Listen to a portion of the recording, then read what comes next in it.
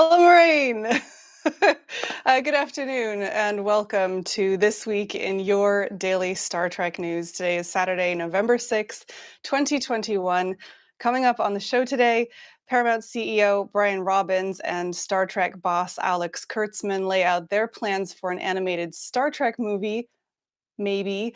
A Voyager fan wows producers with his ready room. Marina Sirtis reminisces about her late husband and the support of her TNG castmates. And I'm letting you in on the latest with my interview with Brian Volk-Weiss, director of the new docuseries, The Center Seat. My name is Alison Pitt, and this show is supported by people like you through Patreon. Find out more and add your support at patreon.com/daily Star Trek news. Now, I would like to invite you to come and join us on the live stream recording if you are not already watching us live. We do this every Saturday at 2 p.m. over on YouTube at youtube.com/daily Star Trek news. So I do the news, and then we go into a little bit of show and tell, and then we'd cover the results of this week's poll, which I will tell you about in a second. But before we get there, I just want to remind you that all of the news stories that I'm talking about today are live on our website at dailystartreknews.com and more. We've got links to all the original sources. We've got more pictures and videos. Also, this week's events listing is on there, so go and check that out. It's dailystartreknews.com. So I promised you a poll. If you were watching me live, it's in the chat, so please check that out. Today's poll is, if you were a member of the Enterprise bridge crew, which seat would you want? And your options are navigation, sciences, tactical, or the big one, the center seat. So there's a poll, like I said, here in the live stream chat. Also, you can go over on Twitter. That's live now, and that'll run for a day, so you can go and vote there as well. The Twitter account is at Daily Trek News, not Daily Star Trek News, Daily Trek News. So go and check that out. Great. Let's go ahead and get started with the news. And before we get into the news, so this week was a little bit of a difficult week on Daily Star Trek News. Those of you who subscribe to the newsletter will have noted that it was a little bit of an obituary-heavy week. We published 4 obituaries this week from members of the Star Trek family, and that's not a fun position that we choose to be in, but there it is. Last week on this show, I told you about Jan Shutan Levinson and Camille Saviola, who passed away last week. And this week, it's Richard Evans and William Lucking. Richard Evans, you might remember, he was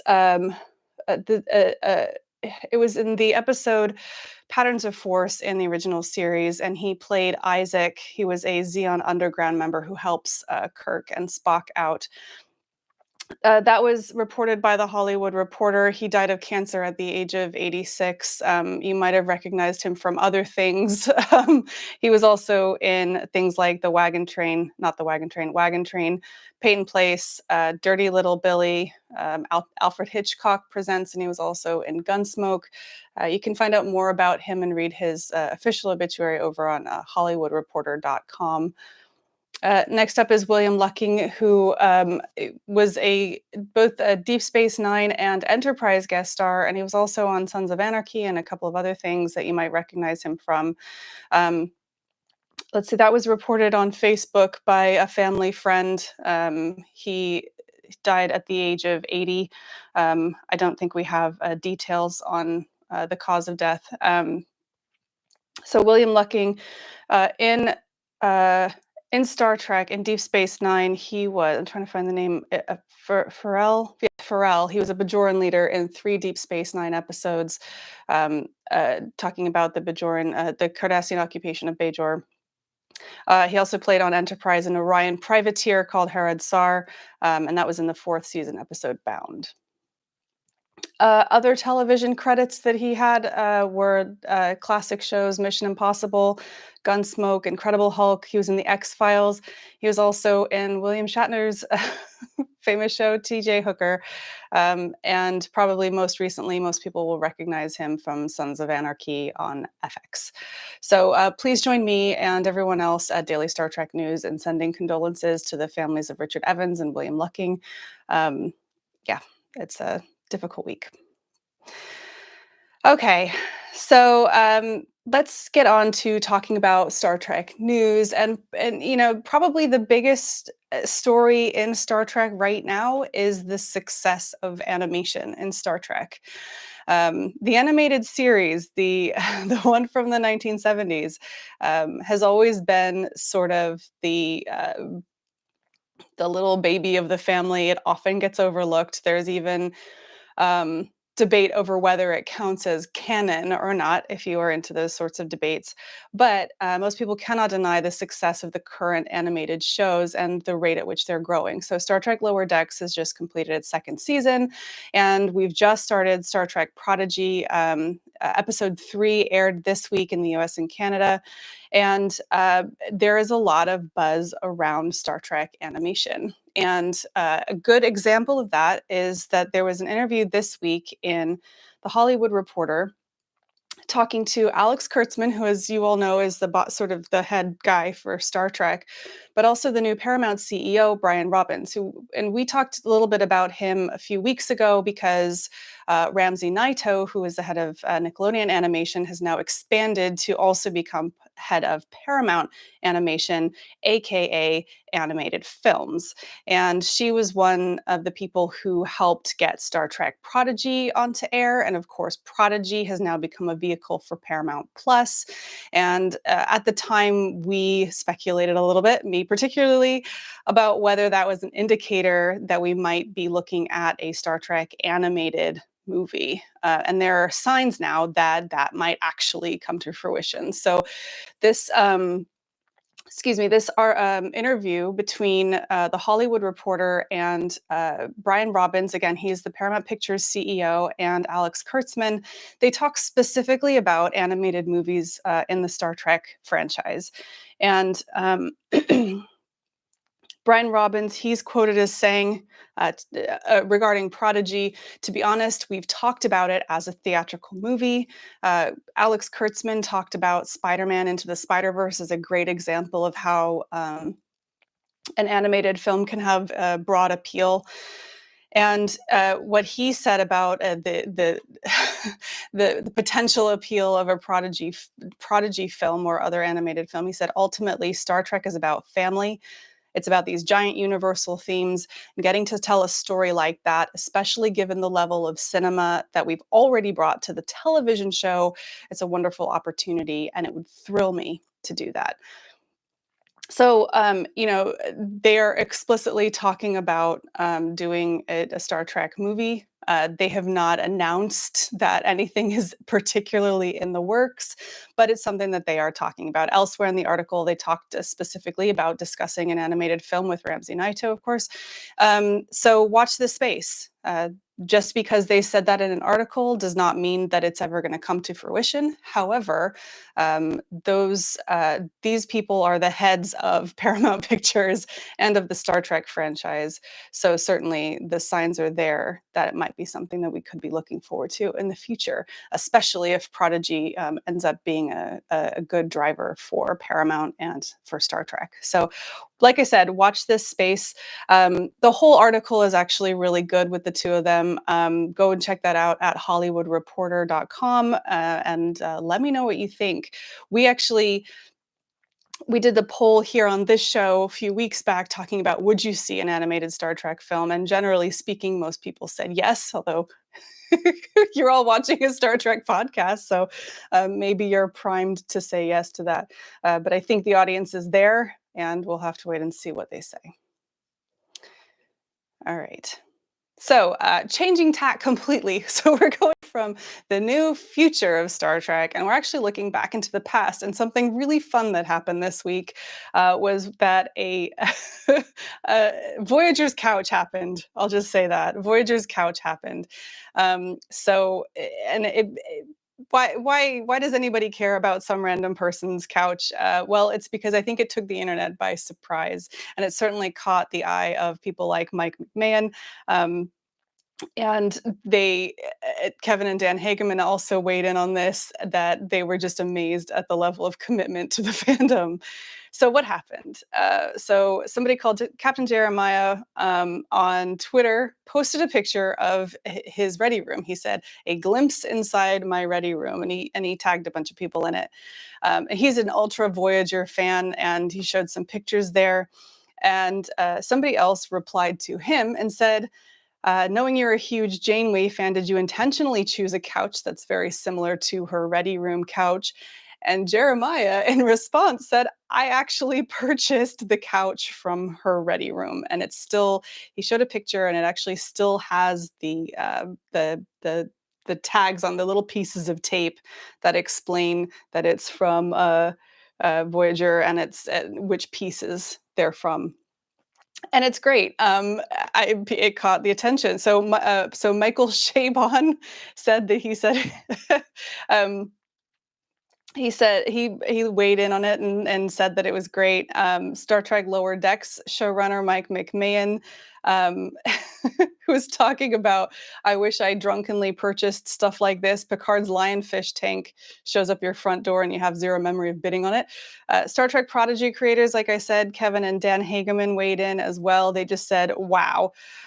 So well done to Jeremiah for acquiring that. Let's see if it says.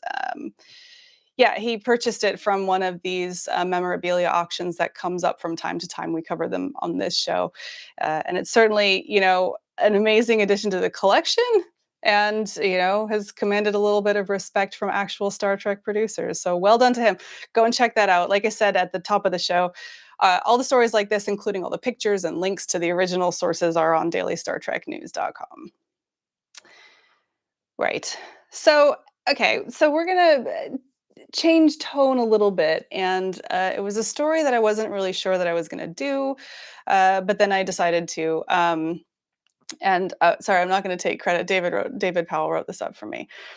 So Marina Sirtis, as you know, has moved back to the UK. We covered that story several months ago, and at the time, she was talking about the better opportunities for her in the UK. She's a UK citizen.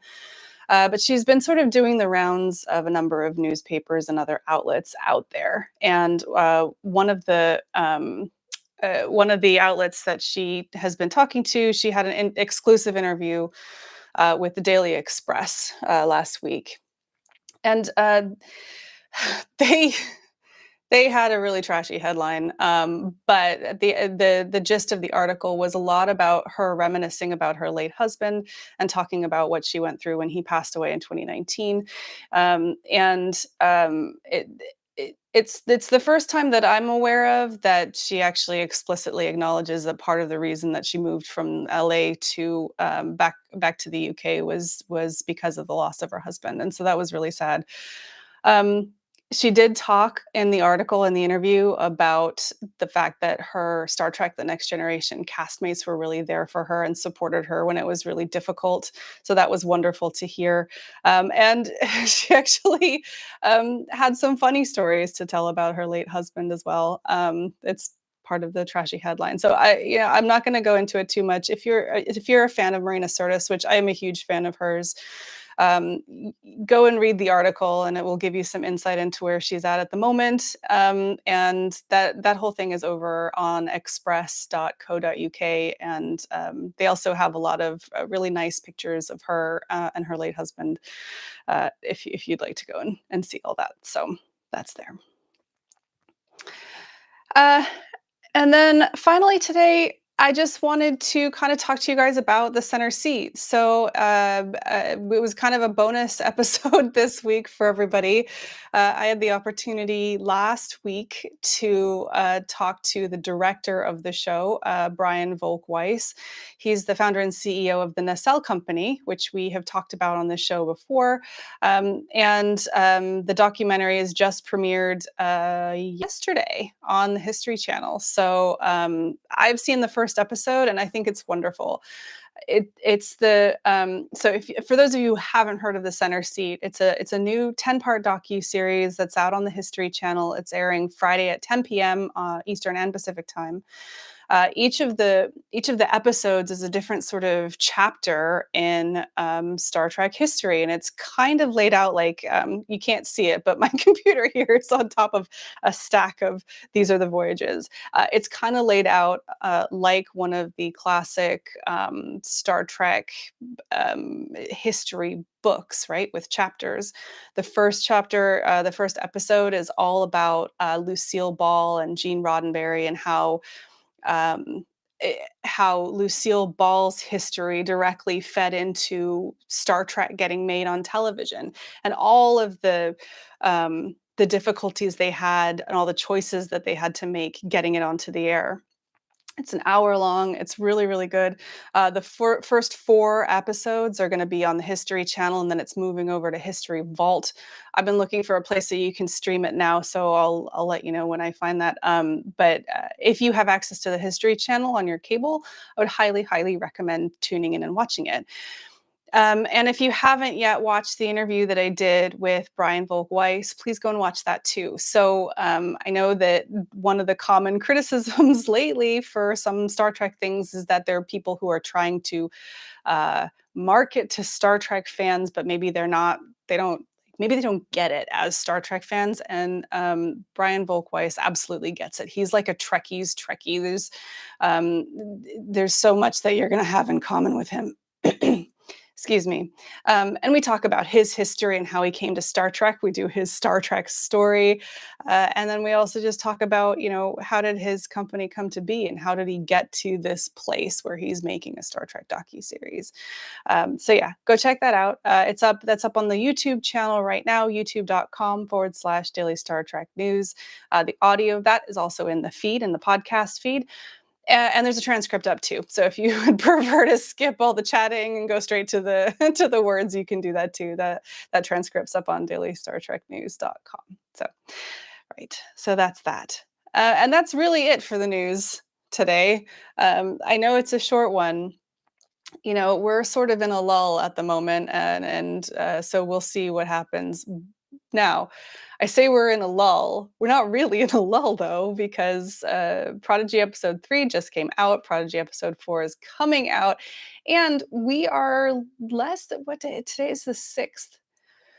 We are less than 2 weeks away from the premiere of Star Trek Discovery season 4. If you have seen SFX magazine, there are a lot of new pictures from there. I haven't seen, the official promo footage and stuff yet.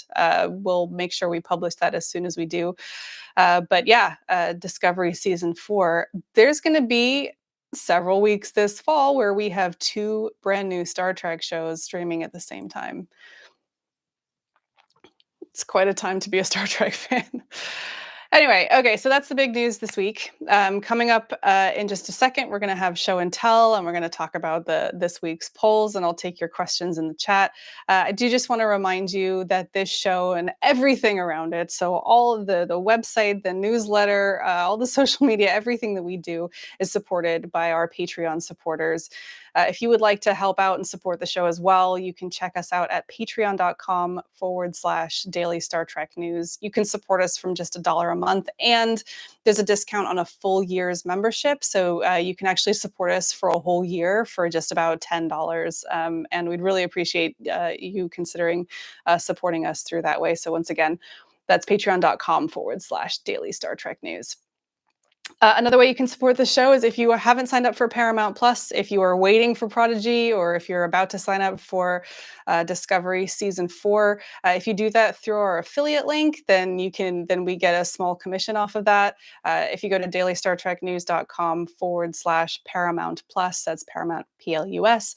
The details are all in there. You can check that out too. And finally, just before I get into show and tell, don't forget there is a poll in the chat. I want to know what you guys think. Today's poll question is, if you were a member of the Enterprise bridge crew, which seat would you want? And your choices are navigation, science, tactical, or the big one, the center seat. Personally, I don't know that I'd want to be a member of the bridge crew. We've covered this before. I'm more of a support staff, like maybe engineering. Cetacean Ops is really awesome, although those guys are a little mouthy. But whatever. So anyway, on to show and tell. And this is my favorite one. Well, I don't say it's my favorite. Really, I should say that my favorite part of the show is the news, since that's kind of the bread and butter of what we do. But it is pretty good. But I really love show and tell. And last week we had a couple people send in pictures of stuff. Please send in pictures because I love to see it. This segment is all about the stuff that we sort of accumulate over time. And, sometimes it's stuff that people have sent me to review, fine. But then sometimes it's just stuff that, I have fun, amazing stories about. We, as fans, we fill our lives with Star Trek stuff, and it comes from odd places, and I just enjoy sharing it. So I hope you do too. So, this week's show and tell is a broken mug. And I will show it to you here. So, this is it. It's my, trying to make sure that you can see it. Sorry, the light's a bit funny. Star Trek The Next Generation on one side, and it's the United Federation of Planets on the other side. Now, the story behind this bad boy is that I got this from Destination Star Trek in not London but Birmingham in 2016, and it was the last Star Trek convention that I went to before I moved back out of the UK. I took my son.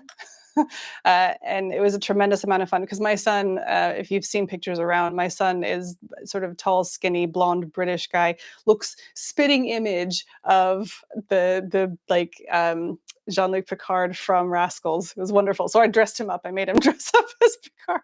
Poor child. Anyway, because I knew it was going to be my last one before I left the UK, I wanted to get something that I could take with me and a proper souvenir. And I'm not super into t-shirts and stuff. So I found this mug, and it's fantastic. And I can no longer use it as a mug because I dropped it and I broke it. But I put it on my desk now. It usually has some, a pen in there. Some other fun things that it has in here. Those of you who have been watching this show, this live stream for a long time, when I was doing the live stream on, I think it was a Friday afternoon last year, this was my Lost in Space mission log that's got all of my notes from the old live stream in there. This was a gift to me from one of my former co-hosts at Priority One, Tony. He sent that through to me because one of our Patreon special sessions, we did a review series of Lost in Space, which I didn't like that much. So he sent me this one as this little notebook, this Lost in Space notebook. I ended up liking it towards the end of the series, but it was sort of a connection that we had. And then I've also I've got my little pocket constitution. This is this I picked up at a town hall for Katie Porter. She's my representative here in California, and so I keep that on my desk, for reference, especially if I want to get into a Twitter fight or something. It's a handy reference. I don't know. Anyway, there's my show and tell for this week. Is my beloved Star Trek The Next Generation mug that is broken that I can't bear to get rid of. So there you go. So we've got it, like I said before, if you guys have a show and tell that you that thing that you have that you love that maybe has no value, it just means something to you, I would love to see it. That actually reminds me. So one of the things that we talk about, if you go and watch the interview that I did with Brian Volk-Weiss, so I generally think we've got a pretty good collection of collectible stuff here. This man has literally a whole wall of toys and collectibles and things behind him. So I put him on the spot and I asked him what his favorite of all of his collectibles was. and the answer will surprise you, or maybe it won't. I don't know. Go and check that out. It was almost like a miniature show and tell that I did with him, and it was a tremendous amount of fun. Anyway, so what I mean is send me your pictures. I'll give you a shout out on the show, and I'll even be happy to share it from our social media accounts if you would like me to. I won't do that unless you tell me you want to. But yeah, I'd love to see the stuff that you guys have. Right. Okay. So we're sort of nearing-ish the end of the show. I'm going to go ahead and give you guys another few minutes to put your vote in for the poll if you haven't already. And I'm going to spend a little bit of time saying hello to some people. Hello to everybody in the chat. Thank you guys for coming. I love seeing your faces, and there's some names in here, obviously familiar names because you guys know each other from every week, and there's some new ones. Katie Fulfer, I recognize your name, and hi. She says, "Hi everyone, it's my first time tuning in live, so welcome, Katie. I'm glad that you're here." Um, let's see what else we got. I'm scrolling up to the top. We opened the show in Ala Moraine, BC. Thank you very much. I love that episode. I forget what it's called. Move Along Home. I absolutely love that episode. Then again, I have really strange tastes in Star Trek episodes that I love, and the ones that are super weird, like Move Along Home, are some of my favorites. So I don't know. Is there? Yeah, does anybody else like Al Moraine? Not Al Moraine. Move Along Home. I don't know. So, hello to Anne. Hello to Wardog Heim, Peter, Paul, Christoph. Christoph, who says he's already in London. Oh, Christoph, I'm so jealous. I am so jealous. Destination Star Trek London was my very, very, very first Star Trek convention in 2014, and I have such fondness for it because it was held at the Excel Center. I don't know if it's still there, but the Excel Center was built for the London Olympics, which I also was fortunate enough to go to. And it was one of those places that, like, where it was, I could drive in, and we parked there, and I took the kids, and it was just a whole magical place. So I really hope you enjoy the whole thing. It's just it's such a wonderful convention. It's such a wonderful convention. Try not to miss anybody here. Tim, did I say Paul? Hi.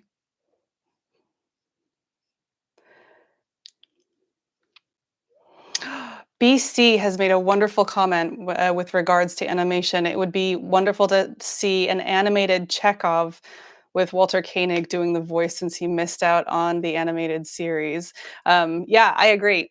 I have such respect for Walter Koenig. For those of you who don't know the story, I'm probably going to butcher it, but basically everybody got brought back for the animated series except for Walter Koenig because they didn't have the budget. He did get to write one of the episodes, though, if I recall correctly. So yeah.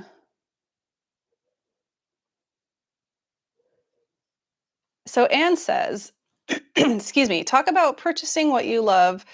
The biggest Star Trek purchases I've made were audiobooks, and does a subscription to Paramount Plus so I can watch it count as a Star Trek related purchase?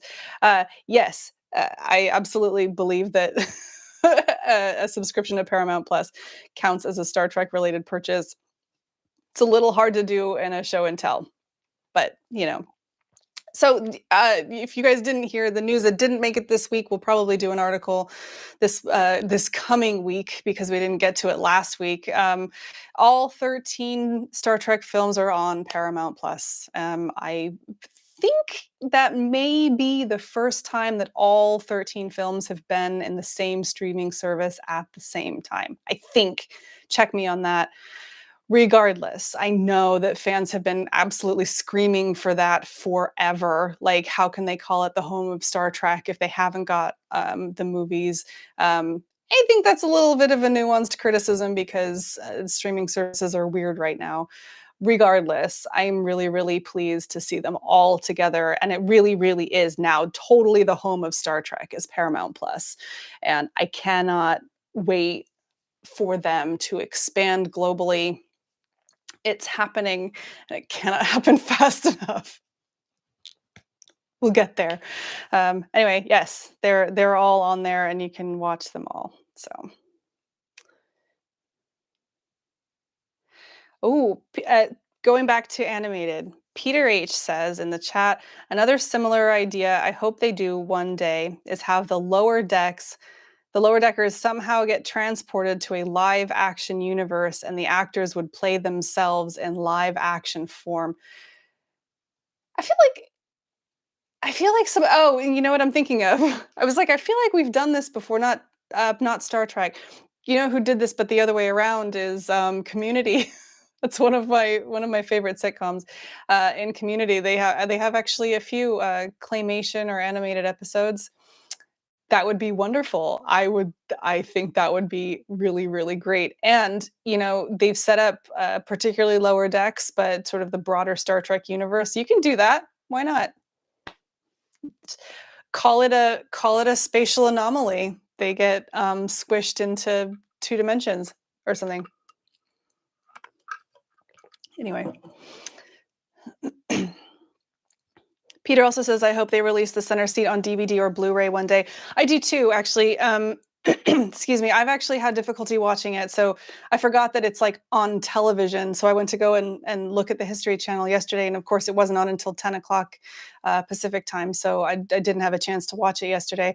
After this, I'm going to go and check it out and see whether you can see it on the vault immediately or whether it has to wait. I'm not sure, because I want everyone to watch this show. I think it's going to be really good. If you guys watched The Toys That Made Us or The Movies That Made Us, if you watched the 50th anniversary documentary movie, that's the same production company. It's the new fresh take. They've got some great interviews in there, and I can't recommend it enough. So anyway. Um, So there's an interesting comment here from Tim in the chat. He says, it will be a mistake to have 2 Star Trek shows overlapping each other. One should follow on immediately after the other concludes its season. And I disagree with that. So one of the things that we've been watching happen in streaming is that streaming companies are taking this opportunity while the pandemic is still kind of happening. They're experimenting, and we saw this. Prime example is Black Widow versus Shang-Chi and the Ten Rings. One went for simultaneous theatrical and streaming release. One went with theatrical only. They're basically A/B testing. If you've done any kind of marketing, you can see that. So far, the strategy in streaming and Star Trek has been consecutive productions, tentpole events with breaks in between. That has been working. Obviously, Star Trek is, growing rapidly, and it's it's. I mean, Prodigy is trending. Lower Decks gets trending now. But I think it behooves them as a commercial company to experiment. And the one thing that they have not done yet so far, not since Paramount Plus, CBS All Access has existed, is simultaneously run 2 Star Trek series at the same time. Now, I think this is actually a really great opportunity for them, because Prodigy and Discovery, outside of the Star Trek fandom, have really, really different audiences, right? So Prodigy is really aimed towards children. Discovery is very, very aimed towards adults. So this is a great opportunity for them to see whether they can hold 2 at the same time. I don't know what they'll do with that information. I don't know whether it will be a success. I know that those of us who make Star Trek content are going to be losing our minds for like 6 weeks while there's what is it? It's going to be like an hour and a half of Star Trek content on every week. Shout out to anybody doing a review show, because they will not have a social life. But I think now is the absolute perfect time to do it. So I got to say, I disagree with you on that one. So let's see. Oh yeah, okay. Katie Fulfer, she agrees with me. Not Katie. Below Katie. Katie says, my heart wants to be navigation, but I know my strengths. Paul underneath that says I'd rather run engineering. So I'm you. I'm outside of the bridge crew. Um,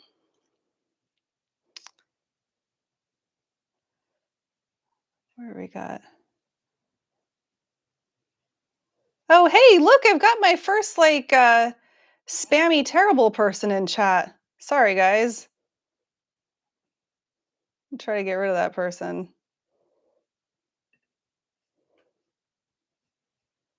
Yay. Um,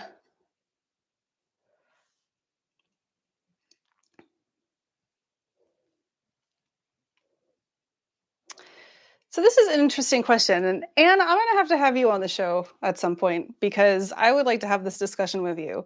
Anne says in the chat, my question is, what can a blind person do on a starship? I'm not sure I'm okay with the idea that the Federation has cured blindness. I'd say find a place for us. I think this is a really common, and I can't say anything because I'm blind. I am not disabled. I am able-bodied. So I don't feel as though I can comment. But I think that's a totally valid discussion to have because is it ableist to assert that by the 24th century that the Federation has cured all forms of disability? I think that's a problematic assertion. Personally, I do think that there should be places for people who are blind on a starship. I don't know what that would be. Are there, are there displays, especially when we get to the Discovery with the movable matter stuff? Why should you have to be able to see to be able to operate one of the consoles because they're tactile? I, I don't know. I'd love to have that discussion with you.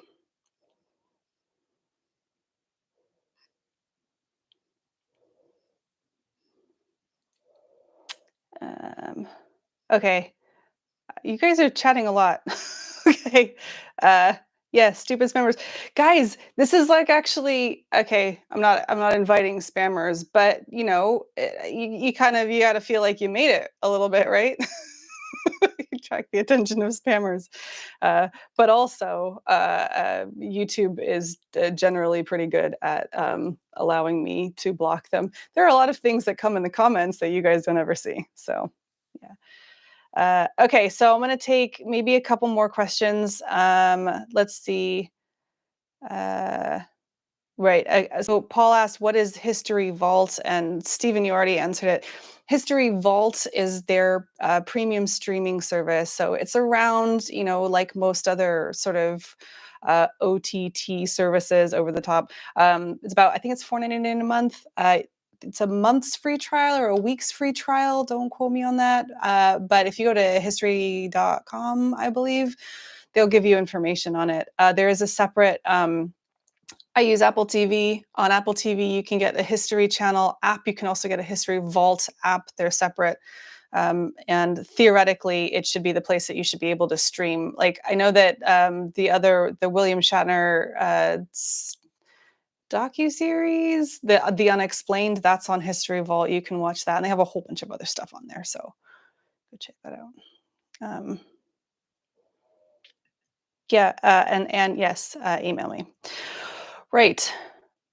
So, right, I'm ending the poll. I'm doing it, and I'm also going to check in with how things are going on Twitter because this I always find it interesting. So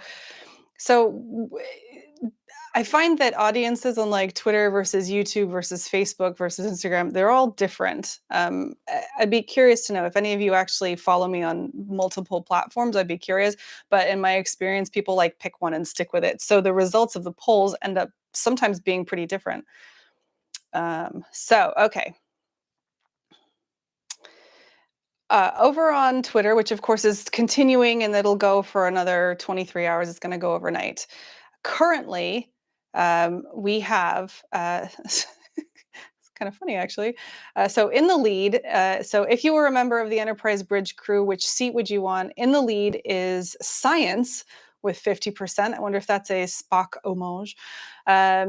Second place is Tactical with 37.5%, followed by Navigation in third place. And the center seat is 0. No one wants to be the captain. which I find really strange. But what have we got here? And totally different here in the chat. So, um, that's really interesting. So, in both polls, science comes in top. The one here, science comes in at 37%. Oh, it's tied with the center seat. And navigation and tactical are actually tied for third place. Is that how that works? With 12% each. I'm curious, if you said science, why did you say science? Is it just because of the Spock Association? Or is it just that you're super into science? If I had to choose, ooh, uh, I think I'd get too nervous and I'd press the wrong button if I was at tactical. That would make me nervous. I'd probably stick to navigation. The thing is, in theory, when I'm thinking about it ahead of time, I would not want to sit in the center seat. Although I can tell you from experience, probably what would happen is that I'd get annoyed with whoever was the captain and then commit mutiny and kick them out and then take over because that's probably what I would do. So I probably should just go ahead and say the center seat. I don't know. Um, yeah. So let's see. Uh, Paul says, "I can't believe you scientists don't want to be in the center seat." Um,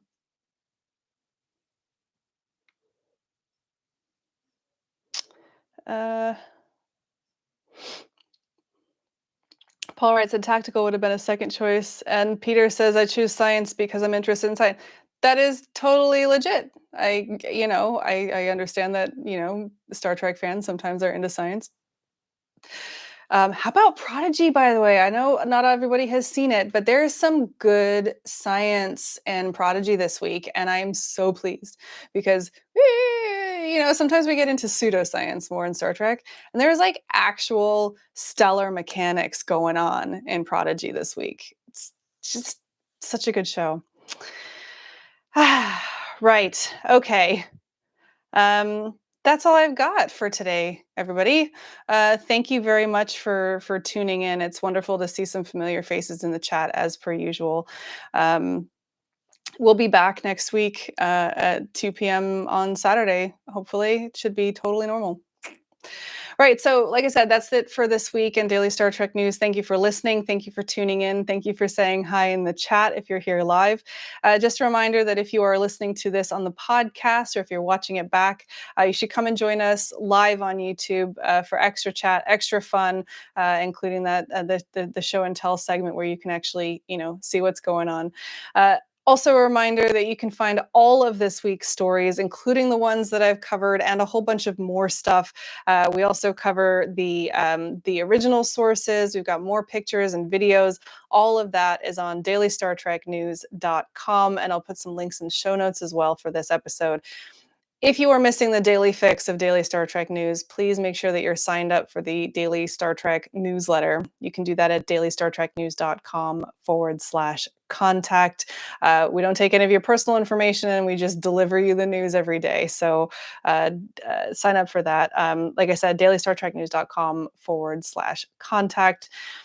Once again, thank you for listening. This show is produced by me, Alison Pitt. All the stories here are written by Chris Peterson, Marina Kravchuk, Jack Brown, T. Rick Jones, and David Powell. And today's show is supported by people like you through Patreon. You can find out more on how to add your support at patreon.com/daily Star Trek news.